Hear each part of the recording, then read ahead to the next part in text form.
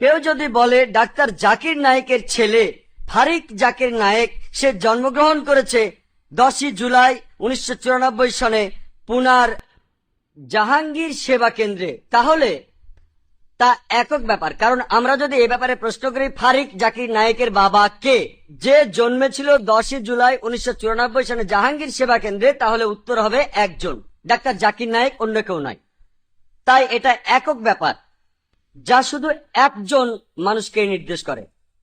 একইভাবে আরো একটি উদাহরণ দিচ্ছি, যদি বলা হয় ডাক্তার জাকির নায়েক প্রতিষ্ঠাতা চেয়ারম্যান IRF এডুকেশনাল ট্রাস্টের, যা 6ই নভেম্বর 1992 সালে মুম্বাইয়ের ডোংরিতে প্রতিষ্ঠিত হয়েছিল।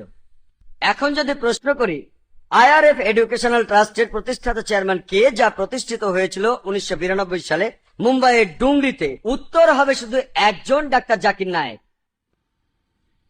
একইভাবে আপনি আল্লাহ সুবহানাহু ওয়া তাআলাকে যে কোনো নামে ডাকুন না কেন, তা অবশ্যই একক হতে হবে। আপনি আল্লাহ সুবহানাহু ওয়া তাআলাকে একটি বিল্ডিং এর সৃষ্টিকর্তা বলতে পারেন না, কারণ অনেক নির্মাতা বিল্ডিং নির্মাণ করতে পারেন। আপনি আল্লাহকে সারা বিশ্বের সৃষ্টিকর্তা বলতে পারেন, খালিক মানে সৃষ্টিকর্তা। তাহলে কে সৃষ্টিকর্তা? শুধু একজন, যিনি বিশ্বজগতের সৃষ্টিকর্তা, আল্লাহ সুবহানাহু ওয়া তাআলা। আর রহমান কে সবচেয়ে দয়াময়? উত্তর হবে শুধু একজন, আল্লাহ সুবহানাহু ওয়া তাআলা। আর রহিম কে সবচেয়ে করুণাময়? উত্তর হবে শুধু একজন, আল্লাহ সুবহানাহু ওয়া তাআলা। তাই এটা একক নাম হতে হবে।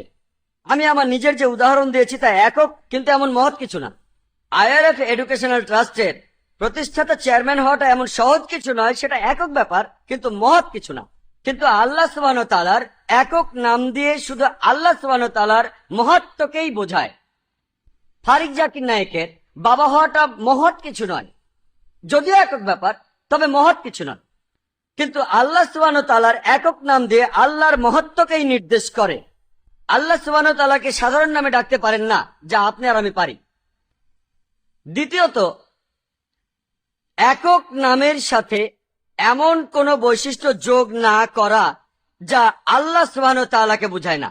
উদাহরণস্বরূপ কেউ যদি বলে ফারিক জাকির নায়েক ডাক্তার জাকির নায়েকের ছেলে, যে 10ই জুলাই 1994 সালে পুনার জাহাঙ্গীর সেবা কেন্দ্রে জন্মেছিল এবং তার উচ্চতা 4 ফিট। একথা সত্য যে আমি বাবা ফারিক জাকির নায়েকের, কিন্তু আমি 4 ফিট লম্বা নই, আমার উচ্চতা 5 ফিট 11 ইঞ্চি। তাই কেউ যদি বলে আল্লাহ সুবহানাহু ওয়া তাআলা সর্বশক্তিমান সৃষ্টিকর্তা, কিন্তু তিনি দেখতে আপনার আমার মতো, একটি মাথা, দুটি চোখ, একটি নাক, একটি মুখ, দুটি হাত আছে, তিনি সৃষ্টিকর্তা, এই কথা ঠিক, কিন্তু মানুষের মতো যে তার বৈশিষ্ট্য আছে এই কথা ভুল। তাই একক নামের সাথে কোনো মিথ্যে বৈশিষ্ট্য মিশ্রণ করা যাবে না। তৃতীয়ত, আল্লাহ সুবহানাহু ওয়া তাআলাকে যে কোনো নামে ডাকা হোক না কেন, তা নির্দেশ করবে একজন আল্লাহ সুবহানাহু ওয়া তাআলাকে, অন্য কাউকে নয়, কারণ তিনি একজন। বলুন তিনি আল্লাহ এক এবং অদ্বিতীয়। কেউ যদি বলে ফারিক জাকির নায়েক ডাক্তার জাকির নায়েকের ছেলে, যে 10ই জুলাই 1994 সালে পুনার জাহাঙ্গীর সেবা কেন্দ্রে জন্মেছিল, এবং আব্দুল্লাহ শাইখ, যে IRF এডুকেশন ট্রাস্টের প্রতিষ্ঠাতা চেয়ারম্যান, যা প্রতিষ্ঠিত হয়েছিল 6 নভেম্বর 1992 সালে মুম্বাইয়ের ডুংরিতে। আমার একটি কথা সঠিক, কিন্তু আমার নাম দেওয়া হয়েছে অন্য ব্যক্তিকে, যেটা আমি নই। আব্দুল্লাহ শাইখ এবং ডাক্তার জাকির নায়েক এক ব্যক্তি নয়। তাই আপনি বলতে পারেন না যে খালিক সৃষ্টিকর্তা একজন খোদা, আর রহিম করুণাময় অন্য একজন খোদা। কেউ যদি বলে বৃষ্টির খোদা ভিন্ন, মেঘের খোদা ভিন্ন, সূর্যের খোদা ভিন্ন, সৃষ্টিকর্তা ভিন্ন, লালন পালনকারী ভিন্ন, তা সম্পূর্ণ ভুল। নামগুলো সঠিক, কিন্তু তা একজনকেই বোঝানো উচিত, অন্য কাউকে নয়। লোকজন হয়তো বলবে এতে দোষের কি যদি একজনের বেশি খোদা থাকে। বহিঃশ্বরবাদীরা হয়তো বলবে ডাক্তার জাকির নায়েক অনেক খোদা থাকলে ক্ষতি কি? যদি অনেক খোদা থাকে তাহলে তারা যুদ্ধ করবে, একজন আরেকজনকে পরাজিত করতে চেষ্টা করবে এবং নিজের শাসন প্রতিষ্ঠা করবে। লোকজন হয়তো বলবে আমরা ভাগ করতে পারি, একজন বৃষ্টির খোদা, একজন সূর্যের খোদা, একজন সৃষ্টির খোদা, একজন লালন পালনকারী খোদা। আমরা যদি এইরকম ভাবে ভাগ করি, তার অর্থ হলো একজন খোদা পারে না অন্য একজন খোদার কাজ করতে, এবং অন্য খোদার জ্ঞান নাই, তার অর্থ হলো অক্ষম খোদা, স্বয়ং সম্পূর্ণ খোদা নয়। তাই আমরা অক্ষম খোদায় বিশ্বাস। অপমরফিজম, মহান ঈশ্বর মানুষের রূপ নিচ্ছেন। আর বেশিরভাগ প্রধান ধর্মই যে কোনো একভাবে এই কথাটা বলে যে ঈশ্বর মানুষের রূপ নিয়ে আসেন। কেউ বলে একবার, কেউ বলে অনেকবার। আর এটার পক্ষে একটা সুন্দর যুক্তিও আছে। তারা বলে যে মহান ঈশ্বর তিনি এত বিশুদ্ধ, তিনি এত পবিত্র, তিনি মানুষের অনুভূতি সম্পর্কে কিছুই জানেন না, মানুষের বিভিন্ন অসুবিধা আর দুঃখ কষ্ট সম্পর্কে জানেন না, তিনি এতটাই পবিত্র আর বিশুদ্ধ। আর আল্লাহ সুবহানাহু ওয়া তাআলা এটা জানেন না যে মানুষ যখন ব্যথা পায় তার কেমন লাগে, যখন সে বিপদে পড়ে তার কাছে কেমন লাগে। সেজন্য মহান স্রষ্টা মানুষের রূপ নিয়ে পৃথিবীতে আসেন যাতে করে তিনি মানুষের জন্য আইন বানাতে পারেন।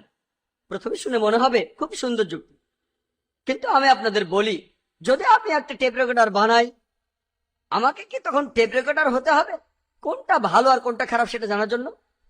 না, আমি একটা ইনস্ট্রাকশন ম্যানুয়াল লিখবো যে যখন আপনি অডিও ক্যাসেট চালাবেন, ক্যাসেটটা ভেতরে দিয়ে প্লে বাটনে চাপ দেন, যখন বন্ধ করবেন স্টপ বাটনে চাপ দেন, যদি ফাস্ট ফরওয়ার্ড চালাতে চান এফএফ বাটনে চাপ দেন। উপর থেকে ফেলে দেবেন না, এটা নষ্ট হয়ে যাবে। এটাকে পানির মধ্যে ফেলবেন না, তাহলে নষ্ট হয়ে যাবে। আমি ইনস্ট্রাকশন ম্যানুয়াল লিখবো, আমি কোন রকম টেপ রেকর্ডার হব না। তার জন্য কোনটা ভালো আর কোনটা খারাপ সেটা জানার জন্য। একইভাবে যখন মহান ঈশ্বর আমাদের স্রষ্টা, তাকে মানুষ হয়ে জন্মাতে হবে না মানুষের জন্য কোনটা ভালো আর কোনটা খারাপ সেটা জানার জন্য। তিনি একটা ইনস্ট্রাকশন ম্যানুয়াল লিখবেন, আর সর্বশেষ ও চূড়ান্ত ইনস্ট্রাকশন ম্যানুয়াল মানুষ জাতির জন্য হলো পবিত্র কোরআন। পবিত্র কোরআন হলো মানুষের জন্য সর্বশেষ ও চূড়ান্ত ইনস্ট্রাকশন ম্যানুয়াল, মানুষ জাতির প্রতি ঈশ্বরের আদেশ আর নির্দেশ। আর ঈশ্বরের এই পৃথিবীতে মানুষ হয়ে আসার কোনো প্রয়োজন নেই। এই ম্যানুয়ালটা দেওয়ার জন্য তিনি কি করবেন? তিনি সব মানুষের মধ্যে থেকে একজনকে বেছে নেবেন তার নির্দেশ প্রচারের জন্য, যাকে আমরা বলি ঈশ্বরের দূত বা রাসূল, যার সাথে তিনি যোগাযোগ করেন অন্য উচ্চ স্তরে আসমানি কিতাবের মাধ্যমে। কোন যুক্তিবাদী লোকের কাছে এ ব্যাপারটা একেবারে পরিষ্কার যে ঈশ্বর মানুষের রূপ নিয়ে আসেন না। একজন বোকামটা বুঝতে পারবে। এজন্য পবিত্র কোরআন বলছে, সূরা বাকারার 18 নম্বর আয়াতে উল্লেখ আছে, সুম্মুম বুকমুন উমিয়ুন ফাহুম লা ইয়ারজিউন, তারা বধির, মুখ আর অন্ধ, সুতরাং তারা সত্যে ফিরিবে না। আর বাইবেলে একই কথা আছে, এটা গসপেল অফ ম্যাথিউ 13 নম্বর অধ্যায় 13 অনুচ্ছেদে, তারা দেখেও দেখে না, শুনেও শুনে না, আর বুঝতেও পারে না। ঋগ্বেদে একই ধরনের কথা আছে 10 নম্বর গ্রন্থে 71 অনুচ্ছেদের 4 পরিচ্ছেদে, যে যদিও তারা শব্দটা দেখে তবুও দেখতে পায় না, যদিও তারা শব্দটা শোনে তবুও শুনতে পায় না। পরের প্রশ্ন মহিলাদের মধ্য থেকে। আসসালামু আলাইকুম। যদি সবগুলো প্রধান ধর্ম আর ধর্মগ্রন্থ একই ঈশ্বরের কথা বলে, তাহলে কি এভাবে বলা যায় যে এসব ধর্মগ্রন্থ যেমন বাইবেল, বেদ ইত্যাদি ঈশ্বরের বাণী? আর এই কথাও কি বলা যায় যে আমি যে ধর্মই পালন করি, হোক সেটা ইসলাম বা হিন্দুইজম বা খ্রিস্টান ধর্ম, এটা আসলে একই জিনিস?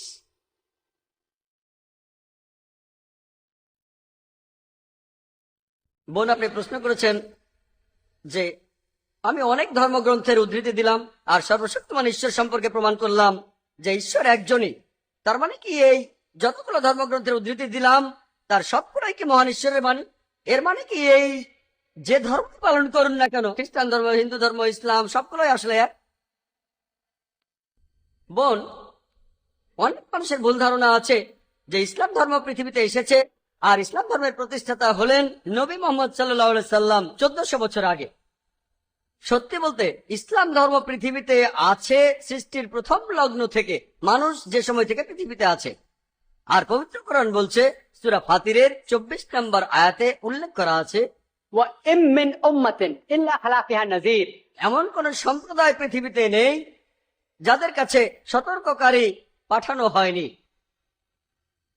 পবিত্র কোরআনে সূরা রাদের 7 নম্বর আয়াতে উল্লেখ করা আছে, ওয়া লিকুল্লি কওমিন হাদ, প্রত্যেক জাতির জন্য আল্লাহ তাআলা দূত পাঠিয়েছেন।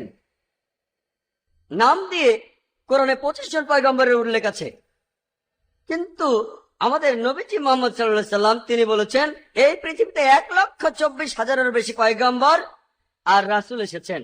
নাম দিয়ে কোরআনে 25 জন পয়গম্বরের কথা আছে। আদম, মুসা।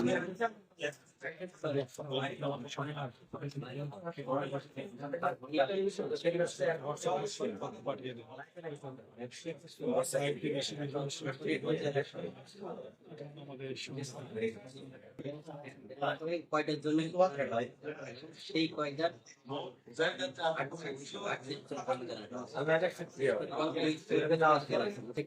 ঠিক আছে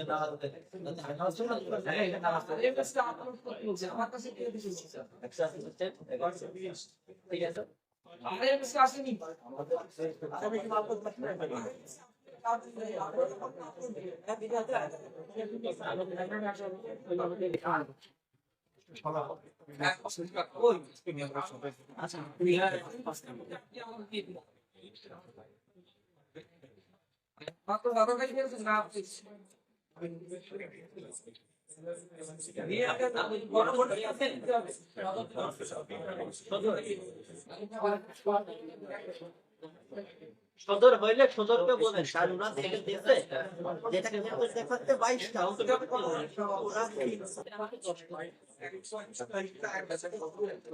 ওরা তো রাইট করো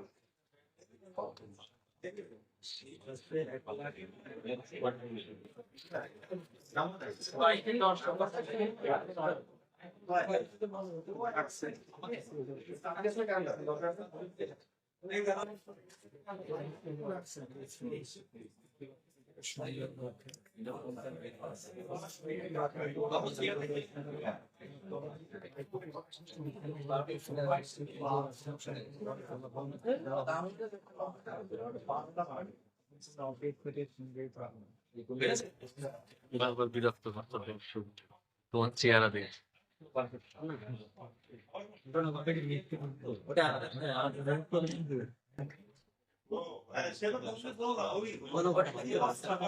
আপনি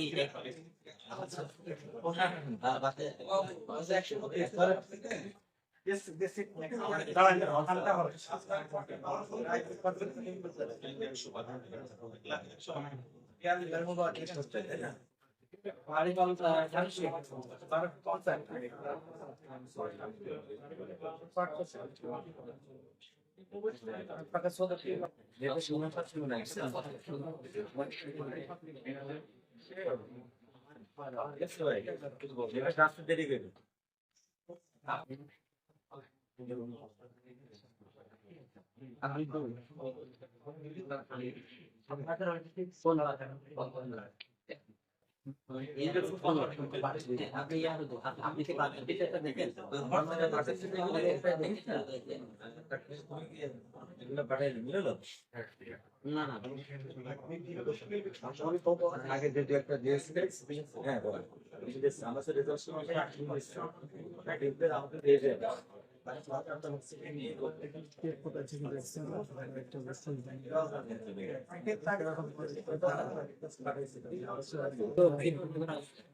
এর 01 আছে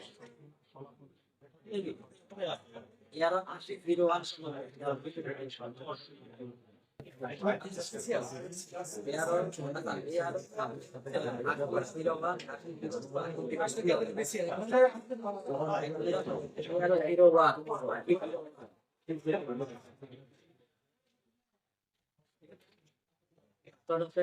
আমাদের এই কপির মাত্রা রয়েছে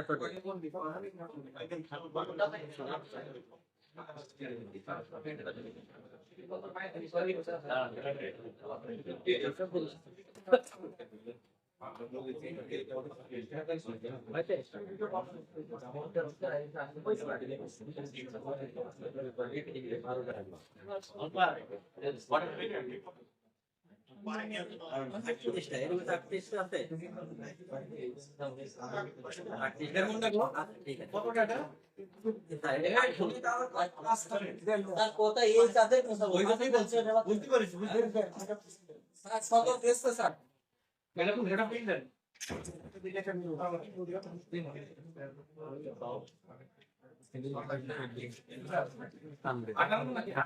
ছাটলে বিরক্ত এটা কোডাং একে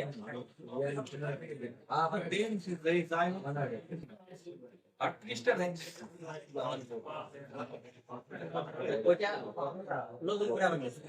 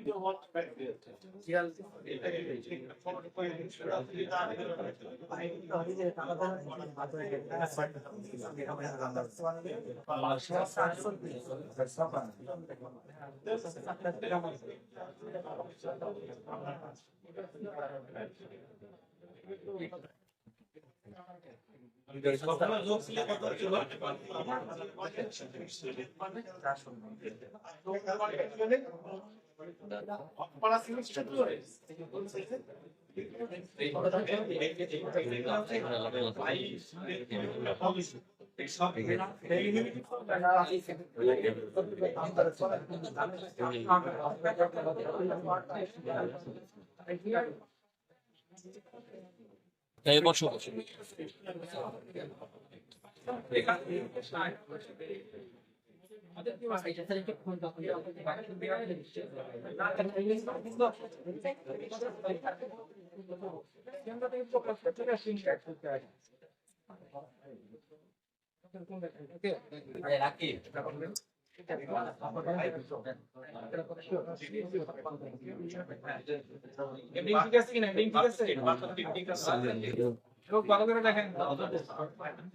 এগুলো শুধু দেখছো মনে হয়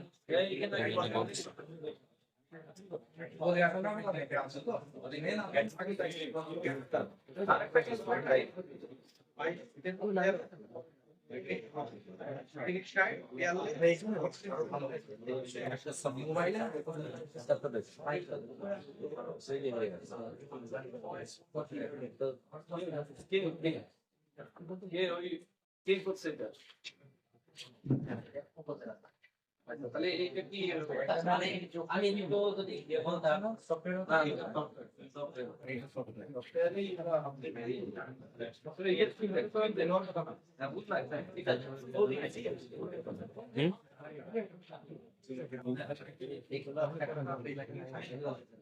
তুমি কি বলছো কেটে দিয়ে ভিডিও করবো তাই বলছো যাও করো ক্যামেরা ক্লিয়ার যত ক্যামেরা সরিয়ে দিচ্ছে ঠিক আছে ক্যামেরা ক্লিয়ার থাকলে কেটে দিতে হবে ঠিক আছে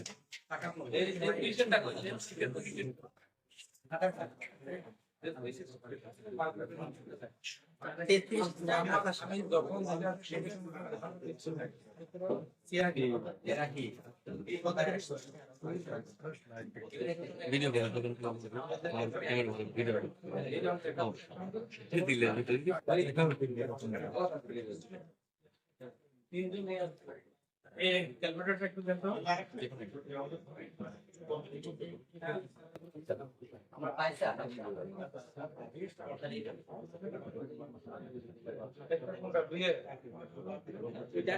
বসে বল মূলত তিনটা পাঁচটা শীট জেনারেট হাতে থাকবে আগে লেগে জেনারেট হয় তখন তারপর উনি 22টের জন্য জেনারেট সরি 10টার জন্য জেনারেট করছে যখন জেনারেট হয়েছে তখন 10টা কিন্তু ওনার কাছে অফিস ছিল সে 10টা সই করে আপলোড যখন করছে তখন ওই জায়গা আবার জেনারেটর চিপ দিতে হয়। তখন ওর অলরেডি 22টা আপনার কেন্দ্র ওকে করা হয়ে গেছে। ওদিকে সব পাশে রেখে রেজাল্ট আসছে ঠিক যে আছে, 22টার জন্য। পেছনে দিকে এখন আসছে। চলে আসছে 10টা কেন্দ্র। সাইডে